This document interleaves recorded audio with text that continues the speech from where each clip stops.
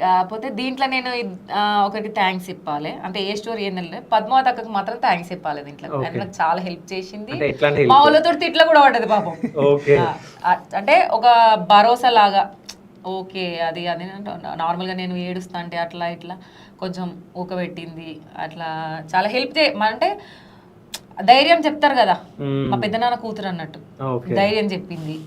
అట్లా మేము ఇక పెళ్లి చేసుకున్న తర్వాత వేరే ఏమంటారు రూమ్ రెంట్ తీసుకున్నాం. అప్పుడు సొంత ఇల్లు లేదు, రూమ్ రెంట్ తీసుకున్నాం.